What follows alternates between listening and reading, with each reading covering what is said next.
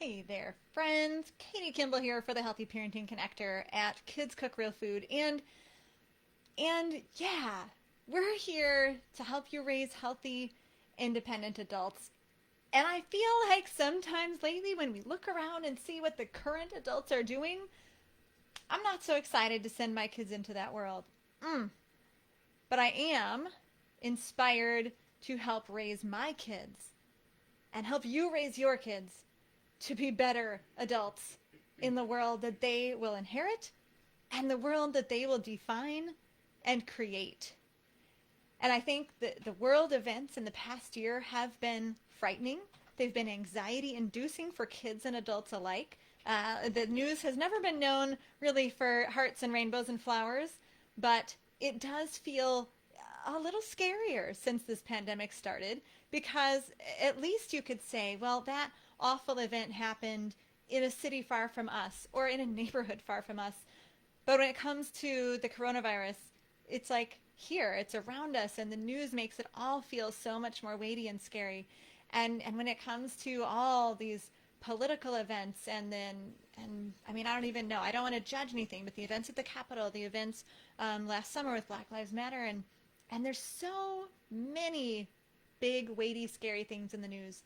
I really wanted to take some time today, personally as a mom of four, professionally as an elementary teacher and a certified stress mastery educator, and just from my heart, talk to you about what we can do to teach our kids to evaluate the news, to teach our kids how not to be anxious about the news, and to figure out, man, as parents, like there is really no handbook for this, to figure out how and at what age we allow kids to have information about what's going on in the world, right? I mean, we don't want to scare them, but we probably also don't want to completely bubble wrap them so that they don't know anything or so that they get all their information at school or from friends or online and we aren't connected to that part of their world, right? As parents, our job is to slowly and gradually release responsibility to them.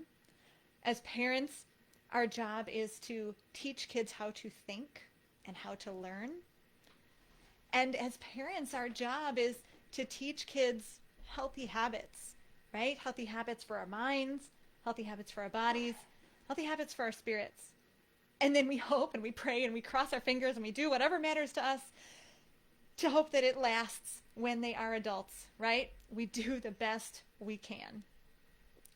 So today, let's talk about some of those healthy thinking habits and some of that gradual release of responsibility. At what age is it appropriate for kids to watch the news?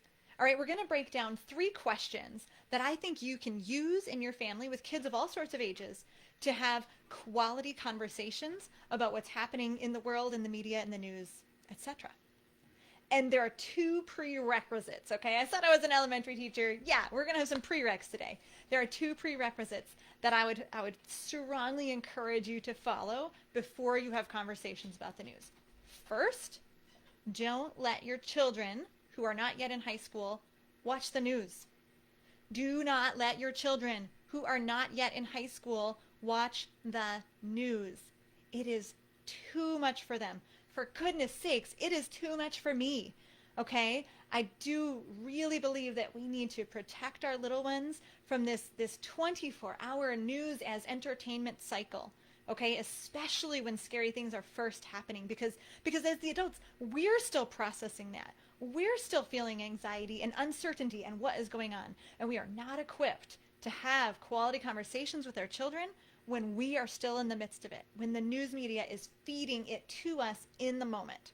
Okay, so I would strongly recommend that you do not have the news on when your children under the age of 13 or 14 are awake. And I strongly recommend that if something is actively happening, that you do not turn the news on.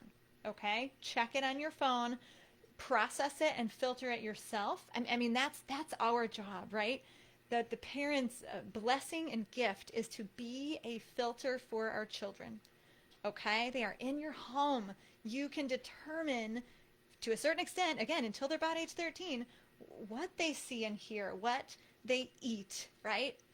And that's a beautiful gift. So I really want to encourage you not to let your kids watch the news. I want you to be the filter, and you can then choose how to tell them what's going on, usually as succinctly as possible. Okay, lots of words, lots of language is just going to either confuse them or make them feel like it's a bigger deal than it is and cause that anxiety. Okay, now for teens, for kids who are already in high school, it's probably a decent idea for them to watch some news, right? Not 6 hours of an event as it unfolds. I don't think that's good for anyone, especially highly sensitive people like me.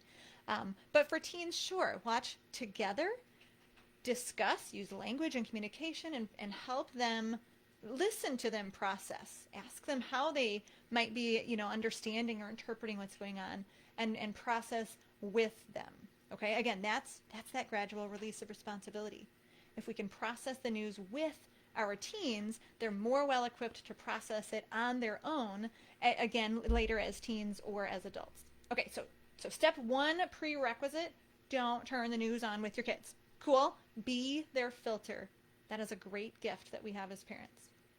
Prerequisite two is right before you're going to have a conversation, get busy. Okay, and I got to drop this link in the comments of this video, but we had a great interview with Marcy Pusey, who's a therapist, and who talks about the importance of communication, the importance particularly of telling stories with your kids and hearing their stories. And she said one of the most powerful actions you can take is to get the hands busy, preferably doing something creative before you have a storytelling session, before you're going to tell them what's happening in the world and on the news, okay? So some options might include perler beads. That's a big one in our house. My living room is constantly covered in perler beads. Oh, my heavens, call me someone. Play-Doh, coloring, building with blocks, and yes, even cooking, provided your kids have already been trained. If that's a process you can just enter into and you're doing it, you're not thinking about it. If you really can't do that, at the very least, maybe have the conversation in a car with all the noise off, okay? Because if they don't have to be looking at you and like hyper engaged in eye contact, there will be less anxiety and they'll be more likely to share, okay, what they're actually thinking. Or eating a meal would be another one, because at least there's something for them to do. Best is a creative endeavor. Second best would be driving or eating. Okay, so prerequisite one, don't let your kids watch the news. Filter it. Prerequisite two is to get their hands engaged and preferably be doing something creative. This is going to open up different parts of their brain and allow them to process the story in a way that is hopefully less scary. Okay, now that the prereqs are taken care of, let's talk about how can we start these conversations? How can we ask kids questions to help them build the capacity to be thinking human beings, to assess and evaluate the information and the stories coming at them, and to figure out how to connect it or not connect it to their lives, right? Because that's what's really important. When the news feels connected to your life, it can be very anxiety inducing if it's not connected in the right way. Okay, so the first question that you can ask kids of any age, this is 4-year-olds through teenagers, once you tell them the version of the story, the version of the news that you feel is developmentally appropriate for them, is how does that make you feel? Okay, pretty simple. Try not to, again, we're busy, we're working with our hands. How does that make you feel? We want to give kids the opportunity to tell us specifically if they're scared, to tell us, if they have any wonders or any worries, right? And you can give them ideas. I mean, how does that make you feel? They might say, fine, right? They might say nothing. And it's okay to toss out, well, do you feel at all worried or scared? Does it seem like a scary story? And what a great opportunity for us parents to form the division between what's a scary story that is happening in the real world but somewhere else, and what is something scary that could happen to you, right? That was, in fact, when we talked about quite recently the events at the Capitol. We kept it very simple. This was the day of, so we didn't know much at all. But I said, there are some bad guys today with guns at the Capitol building, and it seems that they're threatening people. And my kindergartner, Gabriel, he's just 6, and his first question was, are they going to come get us? Now, he doesn't take much to unlock, okay? He's a talker as it is, so I didn't even have to ask him the question. But he taught me that that's the most important question to ask, is how do you feel? Do you feel scared or worried at all? And you know what? The more you can have a conversation by asking questions, the more your kids will learn. So watch what I did. He said, are they going to come get us?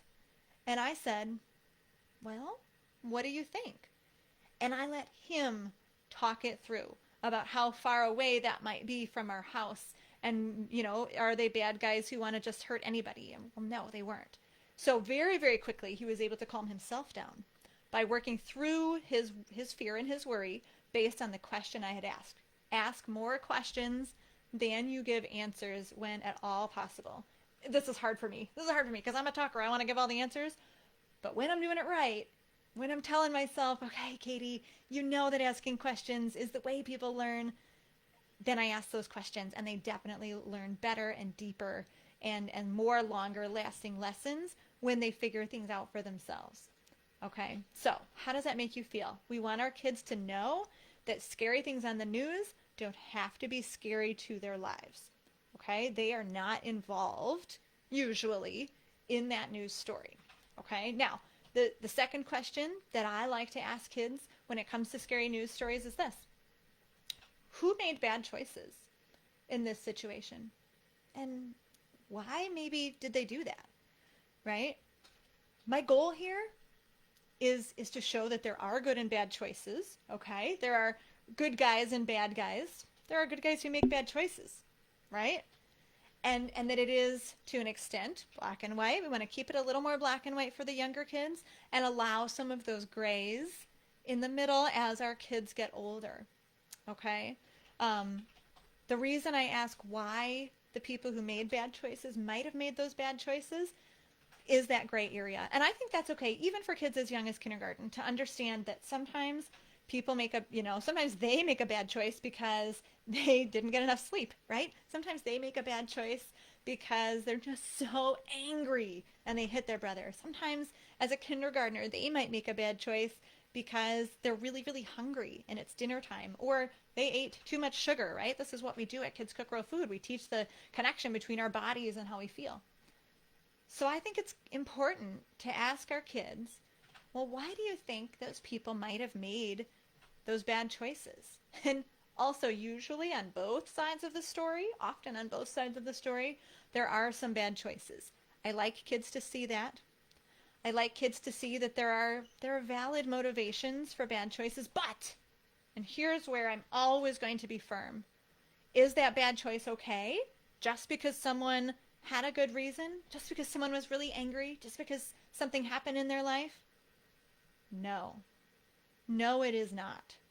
Same as I would say to my kindergartner, I understand you hit your brother because you were so angry because he, caused this slight to you, but it's still not okay. I think that's highly important that we do not allow our kids to think that making bad choices is okay. We can help them see the purpose, the reason, right? We can help them see the motivation. We can help them empathize. Oh, dear God, please help them empathize with people who are hurting, who have had terrible things happen in their lives, who have really good reasons for making bad choices. But never, ever, ever should we justify bad choices to our kids, no matter what side those choices are on and what side we feel we're on. It's okay for kids to see that good people make bad choices for good reasons, and that those bad choices are still wrong, and that they should get consequences. Okay? Now, if that's not the way you run your family, well, then don't take my advice. But that's what I firmly believe, is that in order to raise healthy, independent adults who are going to create and determine what the next generation looks like and what our world looks like, they need to understand the difference between right and wrong. And the more we think it's gray, the more we're probably lying to ourselves, because in the end, there are rights and there are wrongs, and it's a lot more black and white than sometimes we think. Okay, so and we want to teach our kids not to judge. We want to teach them to be empathetic, but we also want to teach them that there are bad choices. And that if someone makes a bad choice, they deserve a consequence. First question, how does that make you feel? Let's help our kids be calm and know that they're not part of that scary story. Second choice, what were the bad choices? Second question, what were the bad choices that were made? Why were those choices made? Are they still bad choices? Okay, let's talk about right and wrong with our kids. Third question is to hear a lot more from them, right? Well, what questions do you guys have? What are you curious about? Is there anything you want to know more about? We learn a lot about how kids are processing stories, how kids are processing information when we get their questions, okay? Now, some kids, particularly slower processing kids, younger kids, maybe kids who are a little more introverted, maybe kids who do feel a little more anxiety and have a tendency to kind of hold that in and think about it for a while, they might have zero questions the first time you talk about this. But I think when something really big is happening in the world, something big is happening in the news, and particularly in this pandemic where it's constantly shifting and changing and back in the news and back at the forefront of their minds because it's in our schools and it's in our communities, I think it's really important to ask regularly. And I'm speaking to myself too, by the way, guys, to ask regularly, like, what questions do you have? What are you curious about? Is there anything that you want to know or that you don't maybe understand about what's going on? We need to give them those opportunities so that we can help them process, right? We can help them process. Now, a bonus question for kids who are a little older, like I'd say upper L, middle school, for sure high school, is what can we do about this, right? Because when things are happening that feel out of our control, one of the best things we can do is to see what is within our control, right? Now, I would say only ask what can we do about this if you have an answer yourself as an adult. If you're feeling lost, don't even bring that up, friends, right? We don't need to have our kids feel more lost. But I would say, what might we do about this? Now, here are some possible examples, right? Maybe you have some ideas for activism. Maybe you have some ideas for prayer. If you're a family of faith, you can always pray about bad situations, right? And maybe you have some ideas about how to serve those in need, how to serve people like those people who were hurt in the situation, or maybe the exact people who were hurt. How to serve people like the ones who were, making bad choices because something horrible happened in their life in the past. How can we serve those communities and help prevent events like this to happen in the future? Now, again, those are big ideas for younger children. So that's a parenting call. You got to think about the maturity of your children and how much you want to protect versus expose them to the real world, right? There's a fine line there. We do want to protect them, and we should be their filter for what's happening in the world. But we also want to gradually release responsibility. We want to gradually release knowledge about the world. And so I do think it's important not to completely bubble wrap and protect them from everything forever. But man, for the 5 and 6-year-olds and below, I'm a big fan of bubble wrapping from the news because those aren't things that they can do anything about, right? News situations are really a good opportunity to pass on the values you have in your family to your children, right? If you have values of activism politically, this is your opportunity. However, I still would not say to watch the full news with them. I saw some people online saying we sat down and we watched the news today as the events at the Capitol were unfolding. And I thought, oh goodness, I don't agree. I don't think that's a good idea. I think we can let them know what's going on, but we are the filter, not the media. I don't trust the media with much of anything, okay? On any sides, right? It's too much. It's too much 24-hour news as entertainment. And I don't think it's good for any of us, kids or adults alike. So don't let those kids watch the news. But if you want to build a value of political activism in your kids, this is the opportunity. If you want to build a value of service to your community, this is the opportunity. If you want to build the value of prayer and faithfulness and knowing that the answer to what can we do always is prayer, then you've got a lot of opportunities right now, friends. Oh my goodness. And I hope that this was helpful. I really want to, again, encourage you to think about asking more questions than giving answers, allowing kids to process, using that tip from Marcy Pusey about being active and engaged with your hands and doing something creative before you engage in these conversations.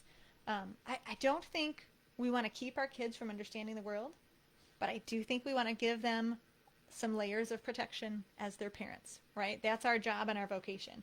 We want to protect them from like feeling the full brunt of that 24-hour news cycle and feeling scared and anxious that maybe it would happen to them. Okay? Based on their age, right? Our calling and our job as parents is to teach them how to think, to teach them how to assess what they will hear and what will happen to them in their own lives, and to teach them how to be empathetic, right? How to see the world through others' perspectives, both those who have made bad choices and those who are making good choices. And there are bad and good choices in the world, right? But we want them to see both sides of every story, or all 6 sides, or all 10 sides, and learn to ask questions themselves. So I say today, parents, model that question asking value. Do ask your kids questions. Do be their filter so that the world doesn't seem so scary.